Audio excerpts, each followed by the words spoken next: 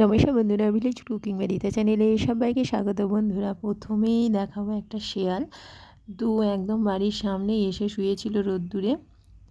তো এখানে তো মানে দিনের বেলাতেও শেয়ালগুলো ঘোরাঘুরি করে। যাই হোক, আমি এখানে প্রথমেই আলু শাক ভাজা রেসিপি দেখাবো। তো প্রথমে আলু শাকটাকে কুটিয়ে নিয়েছি ছোটো ছোটো করে। আর আলু শাকটা হচ্ছে প্রচণ্ড নরম, আর এখন আলু শাক খেতে কিন্তু খুবই ভালো লাগবে। মানে আলু শাকটা এখন উঠেছে বাজারে, আর প্রচুর নরম। অনেকটাই আলু শাক ছিল, কিন্তু কমে যাবে, অনেকটাই কমে যাবে। তো এখানে আমি কড়াইয়ে কালো জিরে, শুকনো লঙ্কা ফোড়ন দিয়েছি, আর পেঁয়াজ কুচি দিয়েছি। দিয়ে আলু শাকটাকে লবণ হলুদ দিয়ে ঢাকা দিয়ে দেবো।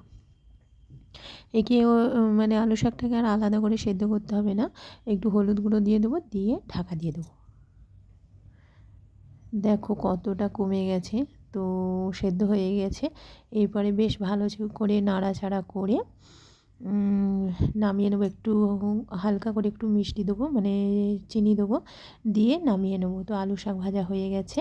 এরপরে শীষ পালঙের চচ্চড়ি করব। তো এখানে শিম, আলু, বেগুন, মূলো দিয়ে শীষ পালঙের চচ্চড়ি। তো প্রথমে কড়াইয়ে 5 ফোড়ন, শুকনো লঙ্কা, তেজপাতা দিয়ে সব সমেত তুলে দিয়েছিলাম। তারপরে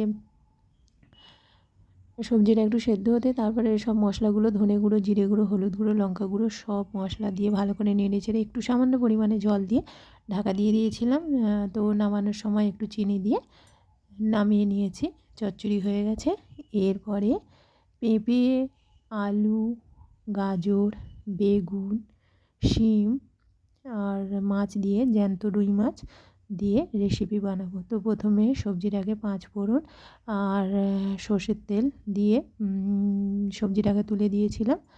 তারপরে ঢাকা দিয়ে দিয়েছিলাম।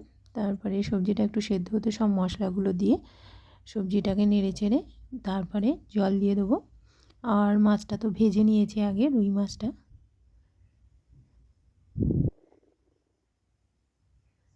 তো তৈরি হয়ে গেছে। তো বন্ধুরা, কেমন হয়েছে অবশ্যই জানাবে।